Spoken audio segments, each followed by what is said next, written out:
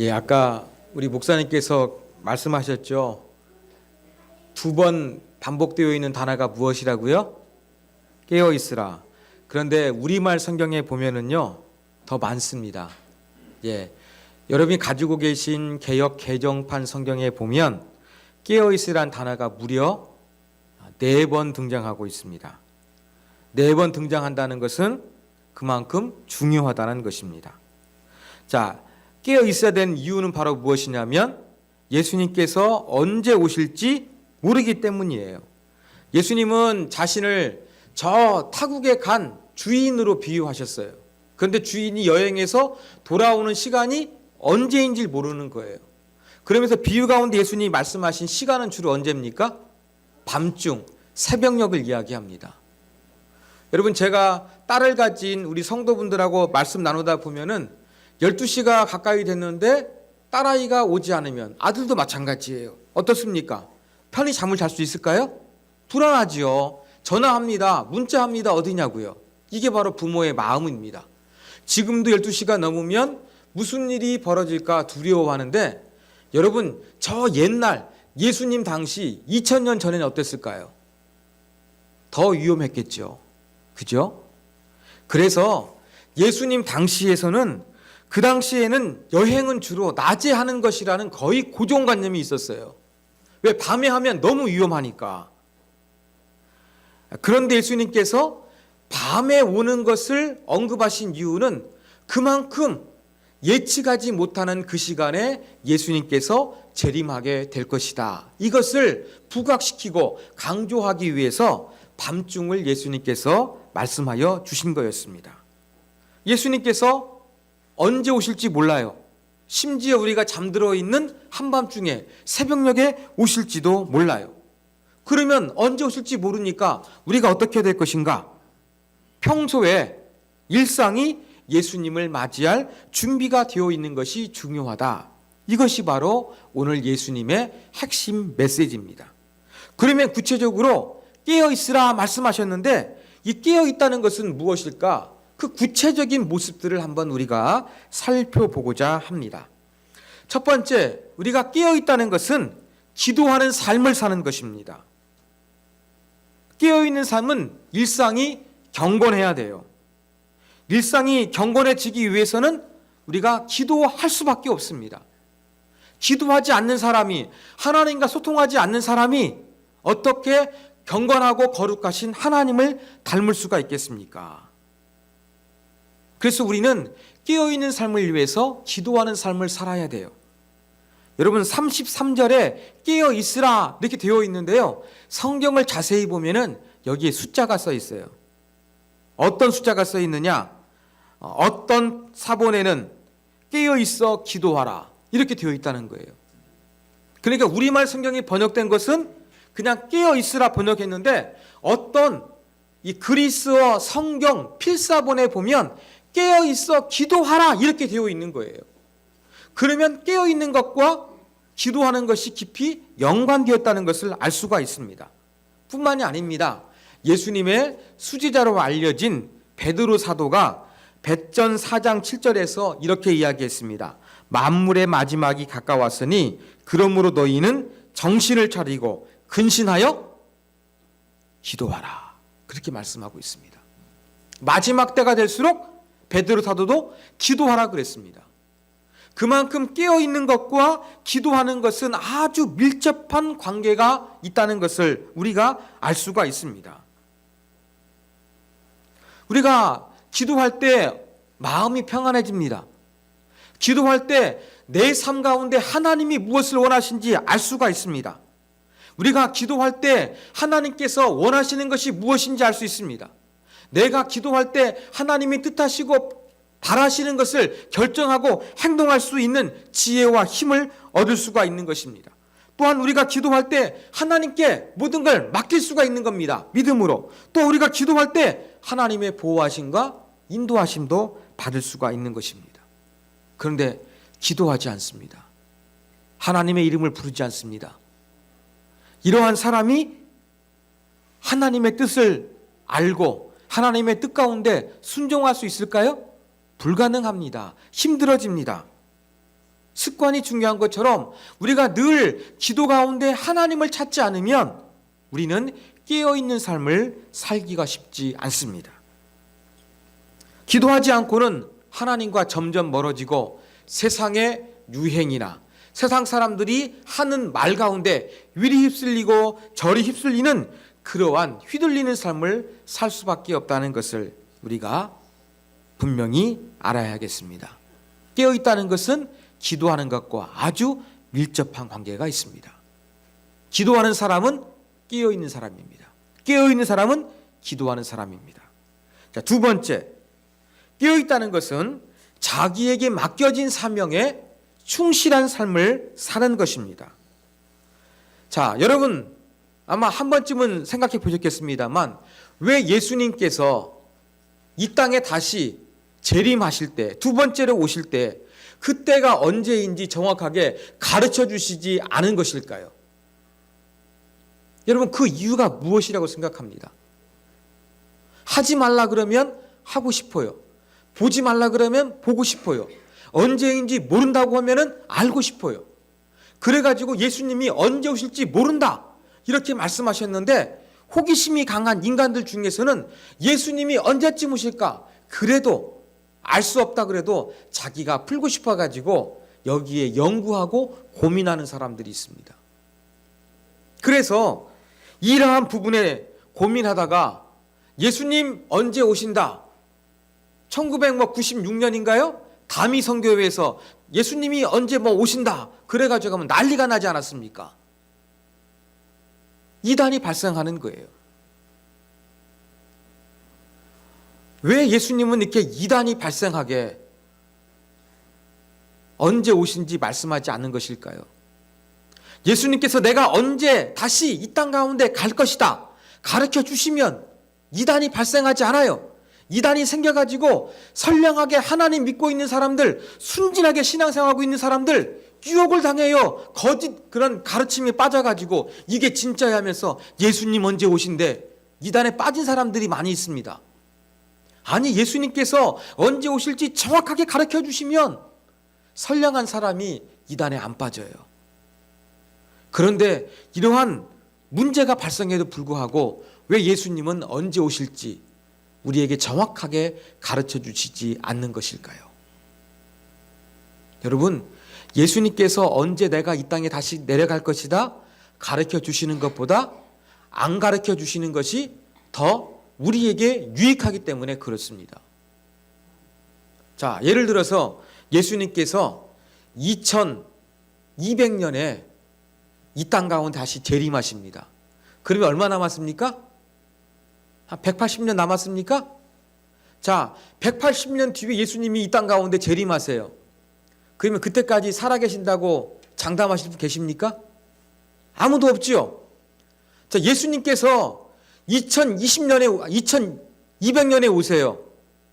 그럼 여러분 어떻게 살겠습니까? 신앙생활. 열심히 신앙생활 하시겠습니까? 예수님 오실 날이 180년이나 남았는데? 아니죠. 내 마음대로 오늘 교회 빠지고 어디 가자? 에이, 예수님 맘대로 하지 마. 고리타분해. 인생은 즐기는 거야. 인생 뭐 있어? 라고 하면서 즐깁니다. 그러다가 늙음하기 나이가 들어서 아프거나 이제 이 세상을 떠날 날이 다가옵니다. 그때 예수님 제가 생을 마감해야 됩니다. 2200년에 내가 주님을 기쁨으로 맞이할 수 있도록 내 삶을 회개합니다. 이제 거룩하게 살겠습니다. 라고 하면서 여러분 평생 거짓과 방탕과 세상을 짝하며 살다가 생의 마지막 순간에 1, 2년 아니 몇 분 동안 경건한 마음으로 생을 마감한다고 생각해 보십시오. 그것이 하나님을 기쁘시게 하는 삶이 되겠습니까? 아닐 겁니다. 이러한 인간의 습성을 잘 아시는 주님께서 어떻게 하신 것입니까? 우리에게 언제 오실지 가르쳐주지 아니하신 거예요. 그러면서 오늘 비유 가운데 뭘 말씀하셨습니까? 오늘 성경 말씀 가운데 보면 35절에 보면 조금 이 번역이 좀 틀리긴 틀리네요. 예. 34절 죄송합니다. 34절 부여해 주시겠어요? 예. 자, 자기 종들에게 집을 돌발하고 맡겼다. 각각 임무를 주었는데 집 문지기에는 집을 잘 지키라고 명령했다. 종들이 많습니다. 바로 종들이 저와 여러분이 상징되는 인물입니다. 제자들입니다. 각각 임무를 준 거예요. 뭘 준 것입니까? 사명을 주신 거예요. 주인이 언제 올지 모르니까 각자 맡겨진 사명에 충실한 삶을 사는 것이 바로 주인을 맞이할 준비하는 것입니다. 이게 바로 무엇입니까? 깨어있는 것입니다. 즉 우리가 깨어있다는 것은 여러분 각자에게 맡겨주신 일을 성실하고 최선을 다해서 감당하기 위해 살아가는 것입니다. 교회에서는 하나님께서 맡겨주신 직분이 있습니다. 세상에서는 여러분들이 해야 되는 어떠한 역할이 있습니다. 가정에서의 역할이 있습니다. 이게 전부 다 모든 것이 다 우리에게 주어진 사명이에요. 주님을 예비할 때뿐만 아니라 여러분 가정에서, 여러분 직장에서, 사회생활 가운데서 여러분들이 해야 되는 그 일이 있는데 그게 바로 무엇이냐? 사명입니다. 우리가 깨어있다는 것은 여러분에게 주어진 모든 사명들이 있는데 그 사명들을 충실하게 잘 감당하기 위해서 최선을 다하는 삶, 이것이 바로 깨어있는 삶이라고 우리가 말할 수가 있는 것입니다. 여러분 잘 아시는 뉴턴이 이렇게 했죠. 내일 지구의 종말이 온다고 해도 나는 한 그루의 사과나무를 심겠다. 일상이 최선을 다하는 충실한 삶입니다. 일제 감정기 때의 시인 윤동주 시 가운데 이러한 구절이 있습니다. 오늘 나한테 주어진 길을 걸어가야겠다. 우리에게 주어진 그러한 길, 내가 가야 할 인생의 길, 사명의 길이 있는데 그런 부분들을 여러분들이 정말로 최선을 다해서 성실하게 감당하려고 하는 것, 이것이 바로 깨어있는 삶이라는 것을 기억하시기 바랍니다.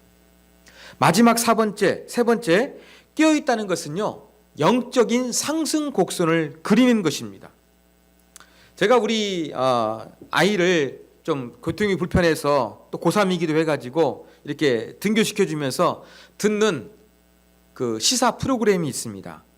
그 프로그램 가운데는 매주 이렇게 국정조사에 대해서 여론을 조사합니다. 그래가지고 대통령의 지지도, 그 당시에 우리 사회에 이슈가 있으면 그 이슈에 대해서 사람들에게 여론을 물어가지고 그것을 발표하는 그 시간이 있습니다. 근데 그 여론조사 기관, 업체 대표가 나와가지고 이제 한 주간 동안 실행했던 데이터에 대해서 설명을 합니다. 그런데 이 업체 대표가 늘 강조하는 말이 있습니다. 뭔지 아십니까? 대통령의 지지도가 몇 프로다. 이 숫자에만 바라볼 것이 아니라 이 그래프가 어떠한 방향을 타고 흐르고 있는지 잘 보라는 것입니다. 그러니까 남북 그 정상회담 할 때 평양 갔을 때는 올라갔는데 그 이후로는 내리막이에요, 계속. 그러면서 그분은 한 숫자가 아니라 이 국정 지지율에 대한 조사가 어떠한 흐름으로 흘러가고 있는지 이걸 잘 보는 것이 중요하다. 그분은 그것을 강조합니다.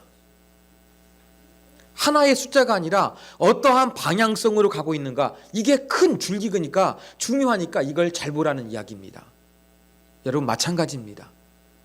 우리가 깨어있다는 것은요, 내 영적인 상태가 상승 곡선을 그리고 있는지 하향 곡선을 그리고 있는지, 여러분의 영적인 그래프의 곡선이 어느 방향을 하고 있는지 이걸 잘 살펴보는 것이 정말로 중요합니다. 여러분 깨어있다는 것은 무슨 말이냐? 내가 영적인 상승 곡선을 그리고 있다는 거예요. 전에는 하나님과 거의 안 만났는데 하나님을 이제는 주일마다 예비합니다. 전에는 내가 기도하지 않았는데 기도합니다. 순간순간마다 하나님 도와주세요. 내가 생활 속에서 주님께 외치며 기도합니다. 이게 바로 무엇입니까? 이러한 부분들이 많아진다는 것은 점점점 우리가 깨어있는 영적인 상승 곡선을 그린다는 이야기입니다. 그런데 내 삶을 보니까 10년 전에 비교해서 기도하는 시간이 줄었습니다. 예배에 참석하는 시간도 줄었습니다. 말씀 보는 장수도 줄었습니다. 교회에 출석하는 그 날짜도 띄엄띄엄하면서 줄어가고 있습니다. 그러면 영적인 상승 그래프가 어디를 향하고 있습니까? 하나님하고 멀어지고 있는 거예요. 그러면 그것은 어떻습니까? 깨어있는 모습입니까? 아니에요. 여러분, 우리가 영적으로 깨어있으라는 것은 우리가 지난 시간보다 더 하나님을 가까이하고 하나님을 향해서 나아가는 방향으로 나아가고 있는 것, 이것이 바로 영적으로 깨어있는 것입니다. 바로 주님은 이러한 의미에서 우리가 깨어있는 신앙으로서 살기를 원하십니다. 이제 12월 2018년을 마무리해야 됩니다. 그리고 예수님께서 우리의 죄악을 구원하기 위해서 이 땅 가운데 인간으로 탄생하신 성탄절을 저희가 기다리고 있습니다. 예수님의 오심을 생각하면서 예수님이 왜 오셨는가를 생각해 보면서 여러분들이 내가 깨어있는 삶을 살기를 주님께서는 원하시는구나 여러분 느끼시고 깨어있어서 기도하시고 여러분에게 주어진 사명에 충실하시고 또 여러분의 영적인 상태가 상승 곡선을 그릴 수 있도록 여러분들이 매일매일 노력하시기를 바랍니다. 예수님 우리 가운데 뭘 말씀하셨습니까? 깨어있으라. 오늘 본문 가운데 4번 반복해서 강조하셨습니다. 예수님뿐만이 아니었습니다. 여러분 신약 성경을 자세히 보면은요, 초대교회에서 또 사도들이 강조했던 게 바로 무엇이냐? 깨어있으라는 것을 강조했습니다. 초대교회의 중요한 영적인 주제 가운데 하나는 무엇이었느냐? 깨어있는 거였습니다. 예수님도 깨어있으라 그랬고 초대교회도 깨어있는 신앙을 강조했습니다. 그러므로 우리의 삶은 이 깨어있는 상태가 중요하다는 것을 기억하면서 기도하시고 사명에 충실하시고 영적인 상승 곡선을 그릴 수 있도록 더욱더 매일매일 주님을 가까이 하는 세움의 가족들 되기를 주님의 이름으로 축원합니다. 기도하겠습니다. 하나님 아버지, 우리는 깨어있는 삶을 살아야 됩니다. 깨어있다는 것은 기도하는 것입니다. 주님과 대화하는 것이 일상이 되게 도와주시고 또한 깨어있다는 것은 각자에게 맡겨준 사명에 충실한 것인데 교회에서나 가정에서나 직장에서나 내가 몸담고 있는 그 어디에서든지 예수님 믿는 사람으로서 아름다운 모습, 성실한 모습을 보이며 사명을 잘 감당할 수 있도록 도와주시옵소서. 또 깨어있다는 것은 영적인 상승 곡선을 그리는 것입니다. 우리의 신앙이 이전보다 더욱더 깊어지고 심오해지고 주님을 닮아가는 모습으로 나타날 수 있도록 우리를 깨어있을 수 있도록 이끌어 주옵소서. 주 예수 그리스도의 이름으로 기도하옵나이다. 아멘.